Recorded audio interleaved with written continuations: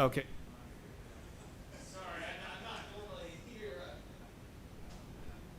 Also, can you approve the minutes from the last finance committee meeting?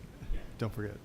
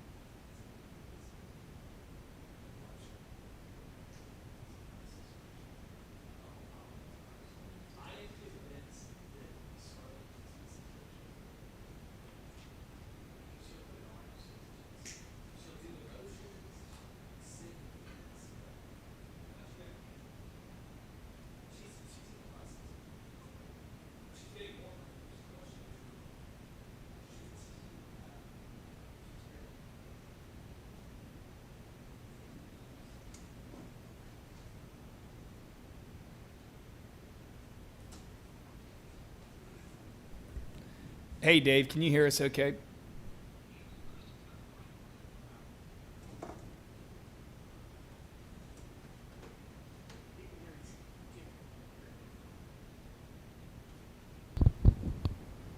Go ahead and say something else, Dave.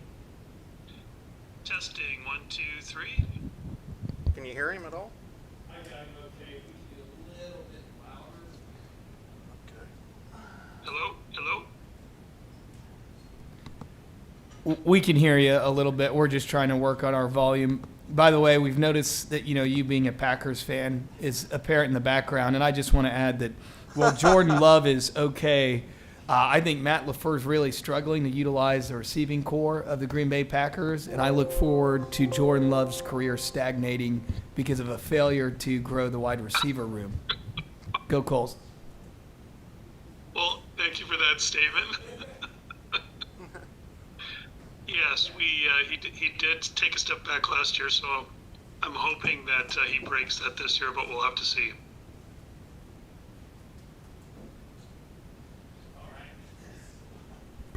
We've got Kyle from Baker Tilly on, Dave from OVG on. At this time, I'm going to go ahead and call the Finance Committee meeting to order. Sorry, Scott, I just want to confirm that are we good on the recording aspect? Thank you. So a couple of things. The first thing we need to do is approve the Finance Committee meeting minutes from last meeting. So with that, I'll entertain a motion. All in favor? Aye. And so that passes. I'm going to do the invoices in two batches today, gentlemen. The first is utility bills that have to be paid by a certain date, which were paid, which we do give Tammy and the President Commissioner Schweitzer that authority. They are $163.85 from Indiana American Water. Duke Energy is $1,013.46. And the majority of these all are the Indiana Theater. City of Terre Haute sewage, you definitely have to pay that one on time because I will charge you a late fee, and that is $28.21. Guaranteed Fencing Company, this was for $1,800, so we did put a fence along the Indiana Theater, kind of that back area. That has helped with the homeless problems there. There are still 2 to 3 gentlemen that hang out in front of the theater. Chris has talked to them. I've talked to them. They do a great job alerting us if anyone else is coming and creating problems, and they've started to kind of move on during the day just to help us out. But they're both awaiting court dates, so not much we can do there. We did get a fence to protect the backside of the theater. The next is CenterPoint Energy, $120.33. Oh, yes. And so with that, I'll entertain a motion to approve those invoices for utilities. And routine payments. All in favor? Aye. All right, let me sign the top of these, and I'll pass them to Tony, then to John.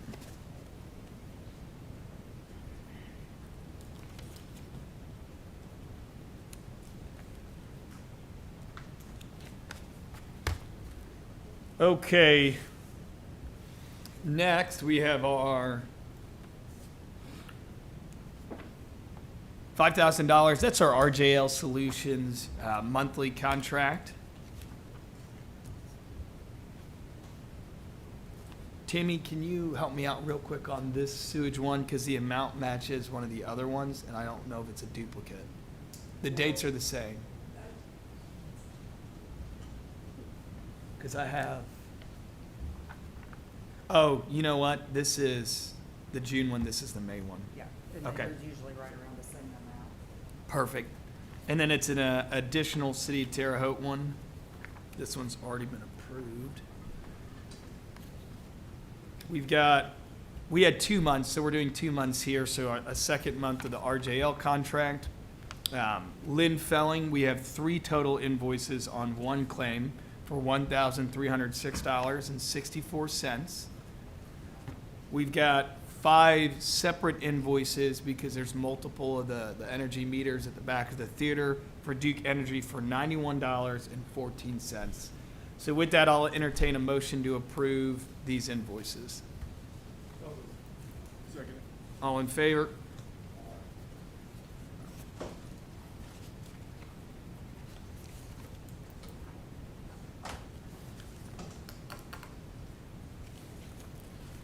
Switch here. Can you pass these to John?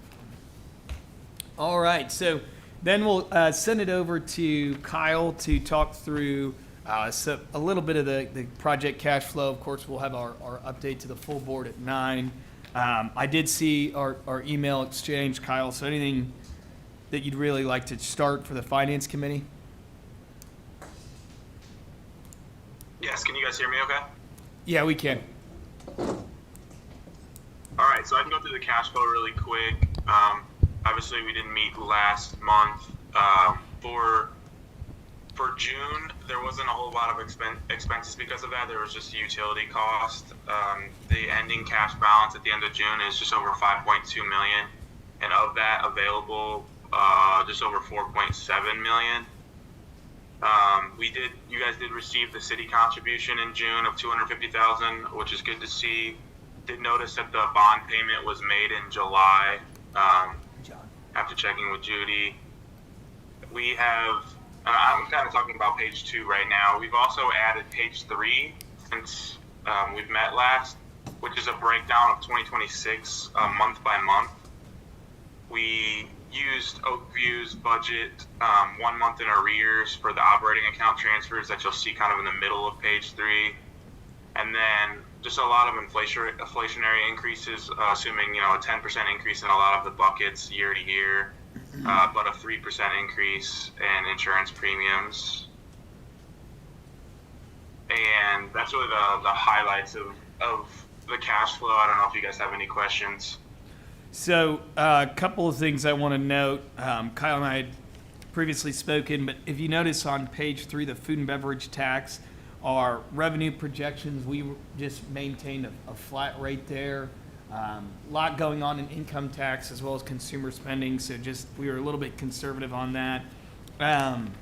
We are going to wait till today's meeting with the theater in that roof update before I get more involved with the available for theater capital expense line on page 3.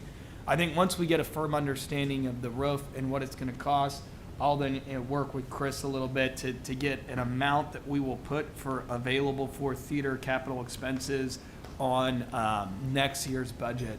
So that is a 0 for now. That is a placeholder, and we anticipate that changing pretty quickly before Chris's August 6th meeting to the County Council Budget Committee. So I'll do my best to get him an updated number on that. We're just going to wait to see how much the theater costs. And then I'll probably put in a little bit for some other maintenance improvements that we can do. But the bottom line is I would expect a reappropriation at some point for the theater. The reason being, as Kyle has pointed out, as well as that the board is aware, our ending cash balance really continues to grow in a positive way for the CIB, which is a good sign for, I think, the theater, but as well as the board's ability to take on a second project on top of the convention center. So with that, I think we're good unless there's any questions for Baker Tilly. I'll just add, Mayor, that I think there's a ton of unknowns with that roof after meeting with these folks that have offered a proposal that we're going to go over today. So that number that we might not get that number this year, if that makes sense. So it may be spring, possibly, before we get to a point of knowing what that true number is going to be. Let's play some local government gymnastics, Kyle. In the event we get a certain number, theoretically, could we encumber that? If we get it by, well, we probably need an invoice by October or November. Could we encumber the $399,135 from fiscal calendar year 2025, which would lower the remaining amount that we would need for 2026? Right. Okay. Yeah, that sounds okay. So I'll stay in communication then with you, with Moisture Management. And for those on the board, essentially what that is we take an invoice for a project that would execute next year. We take our 2025 funds, pledge them to that. And really what it does is it stops those funds from being thrown back into the pot, which would force us to reappropriate something in 2026. So we'll stay in communication on that, but I would expect some of that paperwork going into the fall. Thank you for that update. That puts some perspective in. Next, we'll send it over to OVG and Dave's team. If you have anything for the Finance Committee.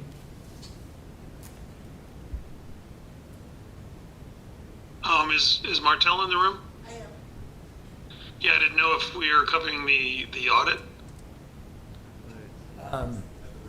So we'll do the audit in the regular meeting, so the entire board Okay. hears that. So I think we're good with OVG then for the Finance Committee, and then we'll roll the audit into the overall CIB board meeting. Great, thank you. So with that, I'll entertain a motion to adjourn the Finance Committee meeting. All in favor?